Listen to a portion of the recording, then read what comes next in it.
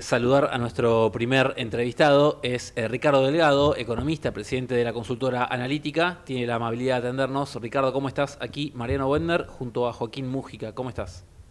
Mariano, Joaquín, ¿cómo les va? Buenas noches. Bien, Ricardo. Bueno, primero te voy a pedir si nos acompañás a escuchar un breve extracto de la conferencia de hoy del presidente del Banco Central, Santiago Bausili.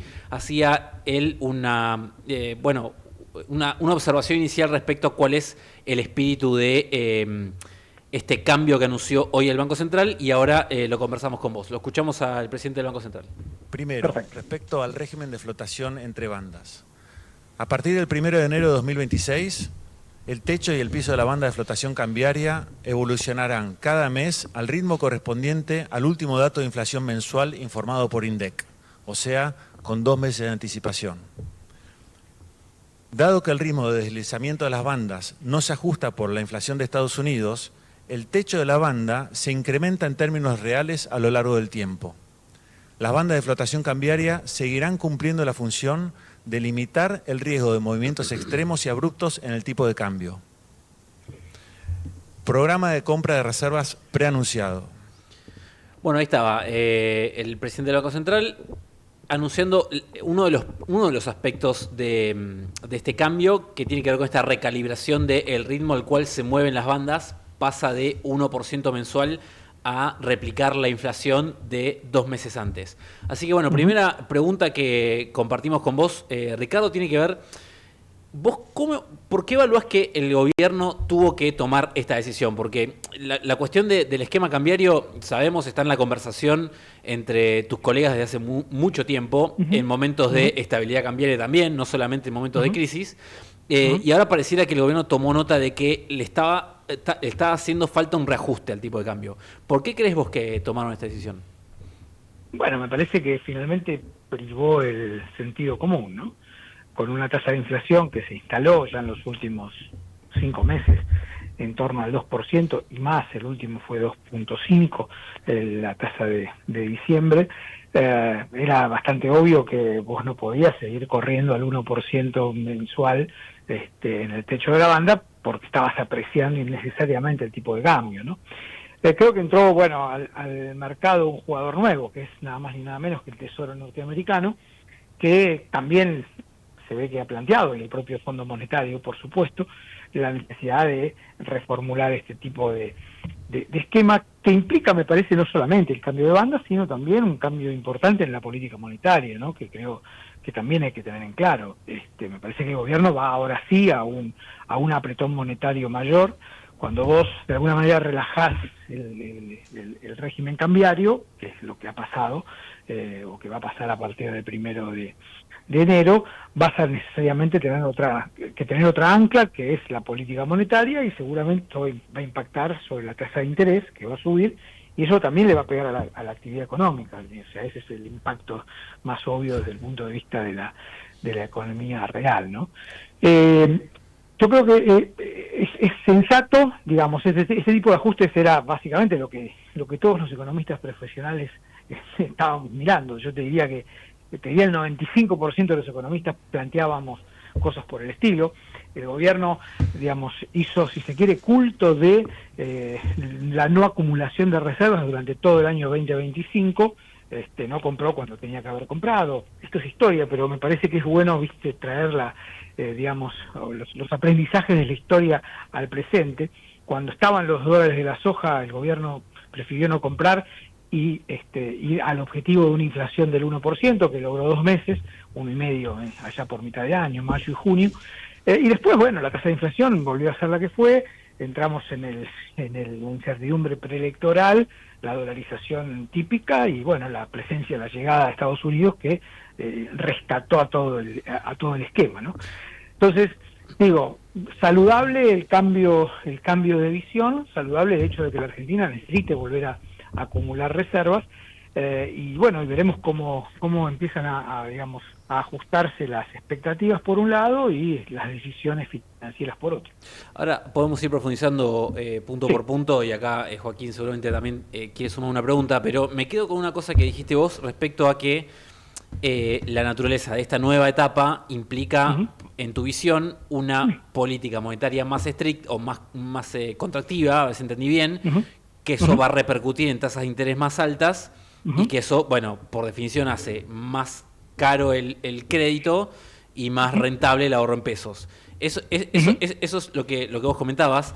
A mí hay un tema que sí me quedó dando vueltas del anuncio del Banco Central y quiero saber si estas dos, lo que vos comentás y lo que yo te voy a decir ahora, pueden convivir, porque lo que dice el Banco Central es que esta próxima etapa es una etapa de remonetización de la economía, así planteado, es decir, que el Banco Central empiece a proveer de un poco más de pesos a la economía en la medida que haya un crecimiento mayor y que la economía empiece a pedirle esos pesos. Con lo cual, no sé si estoy interpretando mal, pero ahí el Banco Central puede llegar a querer decir que quiere ser menos contractivo en todo caso.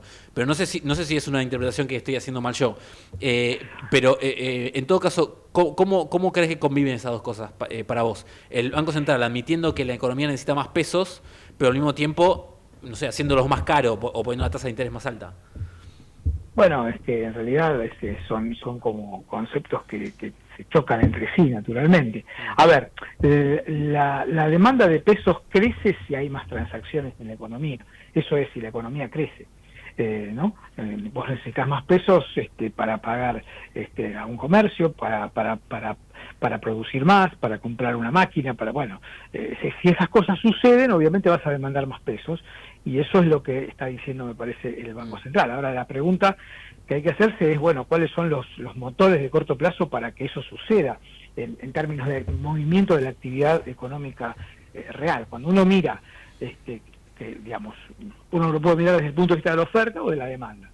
Si vos mirás por el lado de la oferta, bueno, ves que hay sectores que están en dificultades, digamos, el sector del comercio, vinculado al consumo por el lado de la demanda, el consumo interno, que es el principal motor de corto plazo, ¿no?, de la economía, depende de salarios que están, bueno, con suerte en el sector formal privado, digamos, arañando algunos puntos en algún caso por encima de la inflación y en el resto están perdiendo respecto de la inflación. O sea, uno no puede ver por el lado ese, digamos, por el lado del consumo vía ingreso, una recuperación muy importante. Y esto implica una tasa de interés más alta. Entonces el crédito, sobre todo el crédito personal, de familias que ya tienen una carga de endeudamiento importante y una tasa de morosidad, según los propios datos del Banco Central, también significativa, tampoco ves por ese lado una recuperación.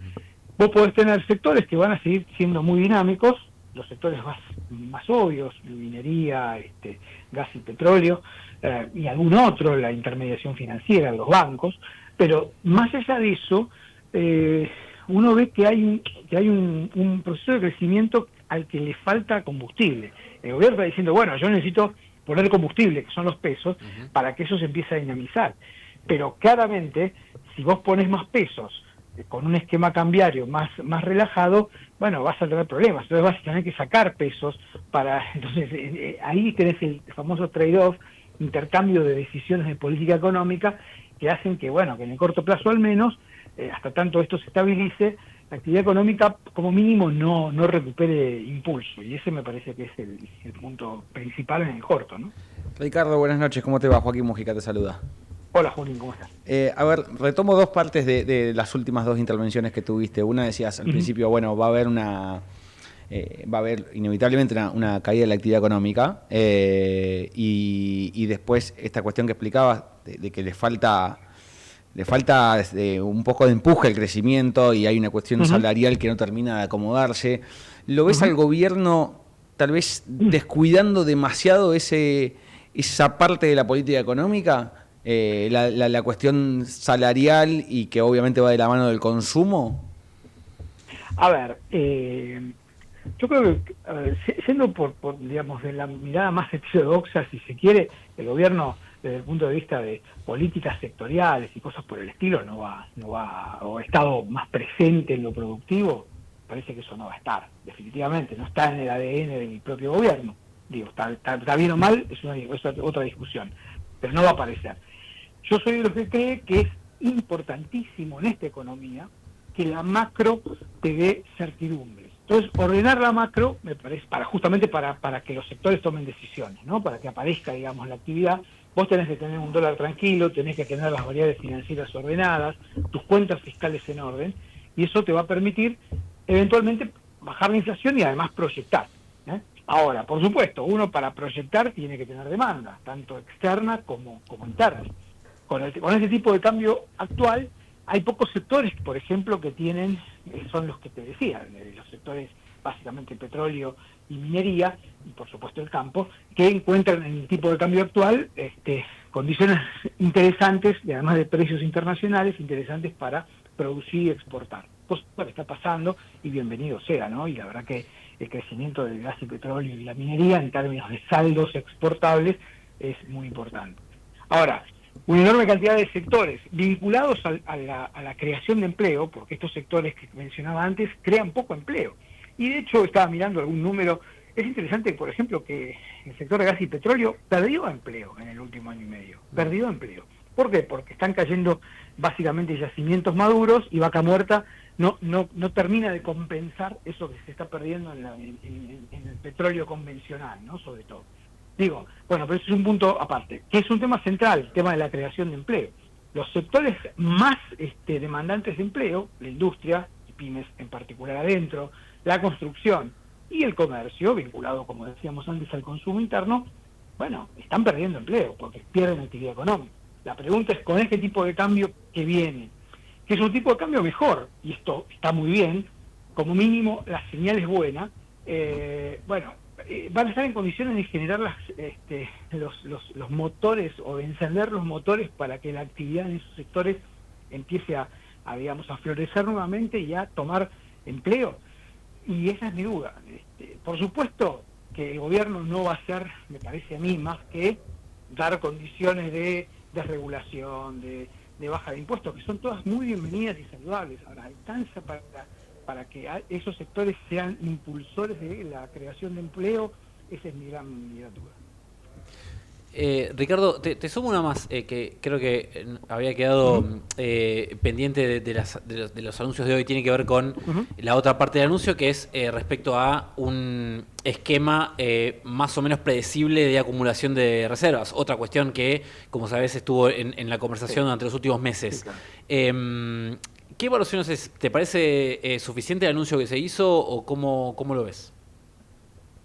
A ver, algún contexto. El año que viene vencen alrededor de 20.000 millones de dólares, computando también organismos multilaterales de crédito, el BID, el Banco Mundial, que la Argentina tiene que pagar o refinanciar en la parte de capital. Si le sacás los multilaterales, estamos hablando de alrededor de 15 entre los bonistas privados, el fondo, el OPREAL, que vencen en el 2026.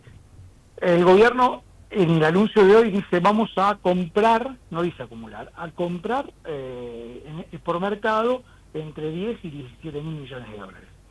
Bueno, la pregunta relevante, o no son varias, pero digo, que uno puede hacerse es, bueno, eso es bastante parecido a lo que está venciendo, ¿no? Entonces la pregunta es, bueno, ¿el gobierno de alguna manera necesita comprar dólares porque ve dificultades para volver a colocar deuda en los mercados?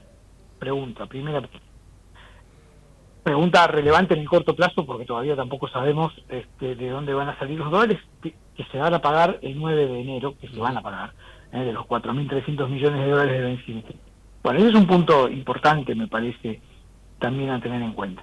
Estarían faltando hoy alrededor de 2.500 millones de dólares, que eventualmente tiene tiempo, 10 días hábiles todavía o un poco más todavía para comprar en el mercado. Dicen que compró alrededor de 300, veremos si eso es efectivamente así, y sería saludable, ¿no? Pero bueno, o utilizará el swap, y activará parte del swap que todavía no está activado.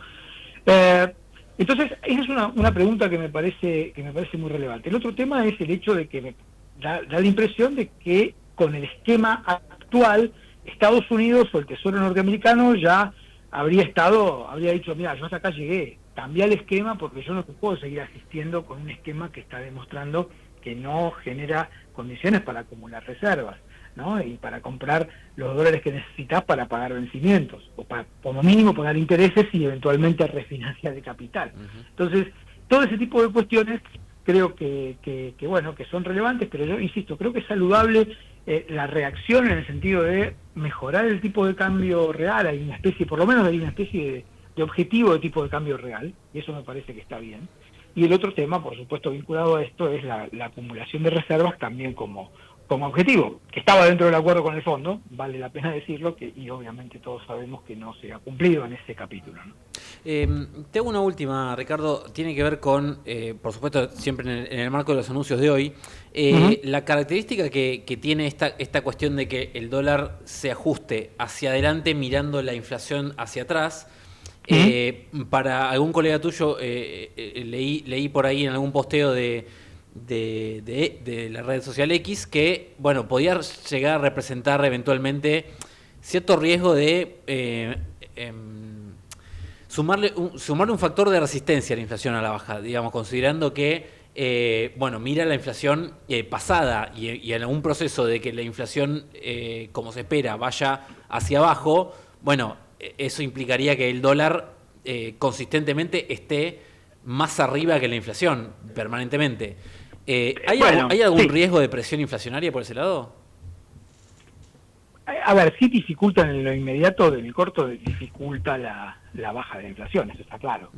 O sea, la desinflación me parece que dejó de ser el objetivo central del gobierno, y creo que por lo menos en estos próximos 2 o 3 meses vamos a ver una inflación que va a estar en torno al 2, al menos estar por ahí, producto de que, bueno, la regla cambiaria forma parte del proceso de formación de precios, ¿no?, en la economía, y bueno, es la regla que tenemos.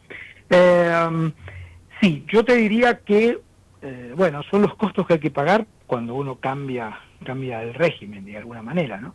Esto me parece que lo hace más previsible en un sentido para programar, en términos para proyectar hacia adelante, como pueden ser las variables financieras, monetarias y demás. Hasta hoy teníamos realmente muy poca visibilidad en términos de mirar hacia adelante y poder de alguna manera poner en algún Excel lo que podía llegar a pasar, y esto, bueno, dificultaba las decisiones. Ahora esto mejora, me parece.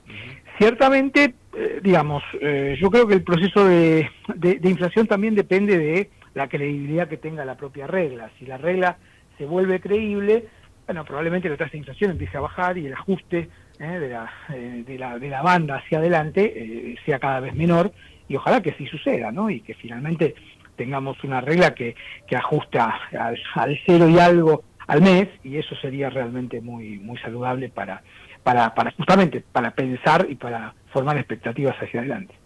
Ricardo Delgado, economista y presidente de la consultora Analítica, te agradecemos mucho tu tiempo y tus comentarios con nosotros. Un abrazo grande. Un gran abrazo, que anden bien. Buenas noches.